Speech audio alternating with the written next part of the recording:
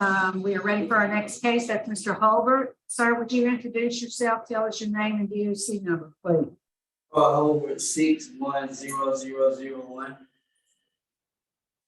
All right, Mr. Hulbert, you are classified as a second felony offender, currently serving a 15-year sentence for possession with intent to distribute meth, possession with intent to distribute marijuana in East Baton Rouge Parish. The parole eligibility date is May 22nd, 2023. You have a good time date, July 25th, 2024, and you have term of August 22nd, 2034. Is that information correct? Yes, ma'am. And let me acknowledge your sister is here with us today, Ms. Bernicia, and your dad, Mr. Troy Kirkland, both who want to speak on your behalf, and we'll call on them at the appropriate time to do so. First, we'll start out with the parole interview. Your case has been assigned to Mr. Freeman. Would you answer his question? Ma'am. Hey, Mr. Hulbert. How old are you, Mr. Hulbert? Sir, How old are you? 29. Okay, and how long have you been in jail on this charge? 3 years and 8 months. Is this the first time you ever served time in jail? No, sir. And what did you serve previously for? I had sexual battery and aggravated criminal damage to property. Okay. Now I'm gonna ask you something, and I'm listening closely. I wanna know the truth. What happened on 7/28/17? I had I call it assault with a deadly weapon charge. Did you have a gun? Yes, sir. Did you fire that weapon? Yes, sir. Okay. What happened on 3/1/2018? The police ran in my house. I had Okay. Sir, What they find? milk and weed. Did they find a gun at that time too? Yes, sir. But there was somebody wounded outside. Did you have anything to do with that person being wounded, Yes, sir. sir? Yes, sir. Okay, so you admit that you took part in that. Yes, sir. Okay. All right, you told the truth. I appreciate that. You have a pretty extensive record.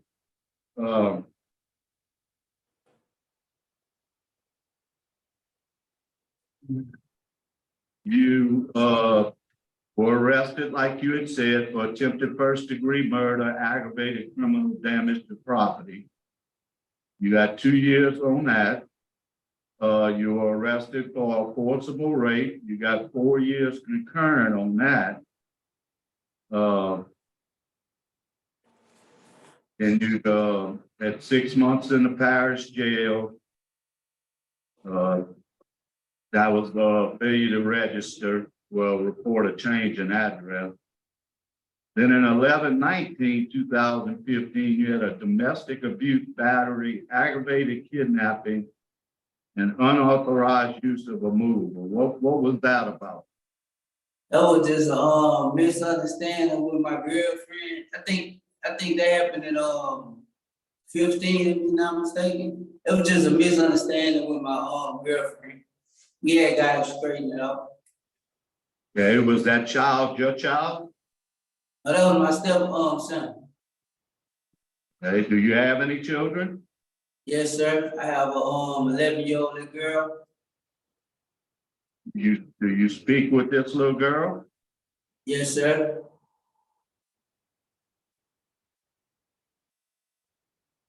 Let's see, and then on 7/28/17, and this charge was dismissed, but I'm just want to find out what happened.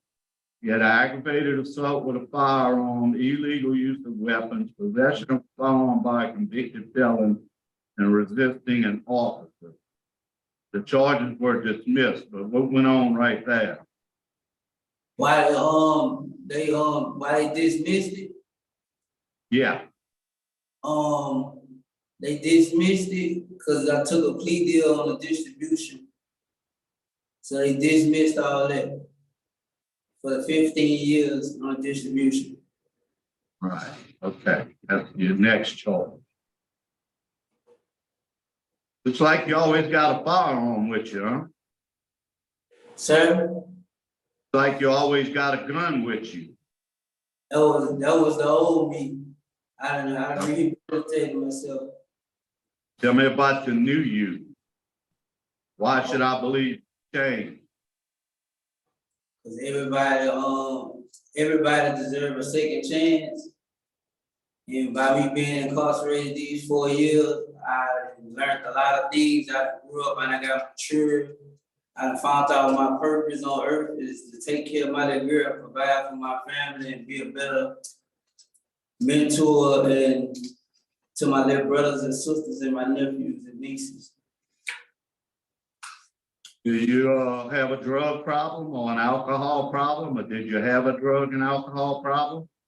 Have a drug and alcohol problem, yes, sir. Consider yourself alcoholic? Yes, sir. Yeah, you consider yourself a drug addict. Yes, sir. What do you plan to do about that when you get on the outside and those drugs and stuff are around? What's your sobriety plan? To attend AA and NA meetings. To stay focused and positive. Okay. Looks like you've taken plenty of classes. What class you took that you got the most out of? Risk management and MRT. Okay, what you got out of risk management? Blaming others for my mistakes. Start owning up to the mistakes I done made. Low self-esteem, lack of motivation, negative peer group. Okay, what about your Steve Hoyle? What have you been learning since you've been in that? I learned my purpose. I learned that I was being selfish and inconsiderate to my people. From the mistakes I made, I see that it got a ripple effect not only for me, but also for my family and the people I was selling drugs to. Where do you plan on living if you get out? Baton Rouge with my father. He's gonna help Have you me. lived with father before? Sir? Have you lived with him before? Yes, sir. You think things have changed now? You gonna be able to stay out of trouble? Yes, sir. Positive. Okay, where you gonna work at? He's gonna get me on at the city in Baton Rouge. Have a high need and a low risk store. Warden, what do you have to say about Mr. Hope? Mr. Hulbert has not had any issues with our security team here, which is a good thing. His name's not familiar, so we like that. And he's been attending the classes like he's supposed to. And I don't have anything further to add. Okay, when is he supposed to graduate from Steve Hall? May the 26th of this year. May the 26th of this year. Ma'am, is he doing good in the program? He is doing good. He's participating in all his classes. He's taken anger management and he's in the opiate program, which are extra classes. That anger management, you need that. You tell that by your criminal record. Yes, sir. Okay. I have no further questions, Madam Chair. This time, Mr. Hulbert, we'll hear from the folks that are here with us. First, we'd like to hear from your dad, Mr. Troy Kirkland. Kirkland?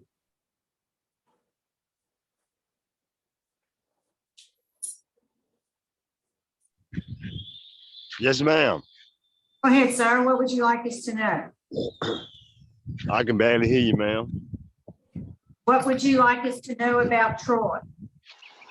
I'm very proud of him since he's been there. He just stepped up to the plate, and I'm kind of getting kind of teared up, you know. He done matured a lot. He done grown up. He's taking his responsibilities. Really, he's become a young man that he should have been understood, but the classes done helped him a lot, very lot. That's good to hear. Well, thank you, sir. Can we hear from Cornisha now, Mr. Troy's sister? Yes. Yes. Go ahead. What would you like to know about your brother?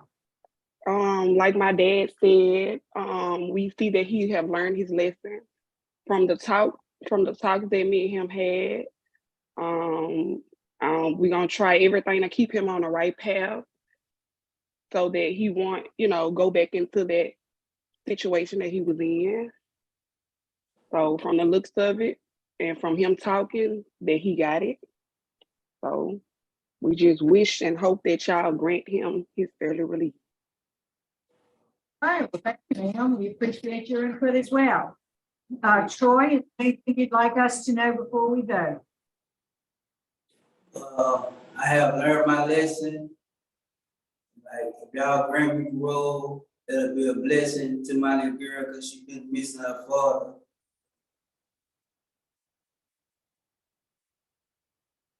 All right, well, I think we are ready to vote. Ms. Freeman? Okay, Mr. Hubert, I'll tell you, I'm concerned about you. I really am concerned about you. You know, I'm concerned about the gun charges. I'm concerned about the temper. But in your interview today, you make me feel like you have done everything you can while you've been in prison.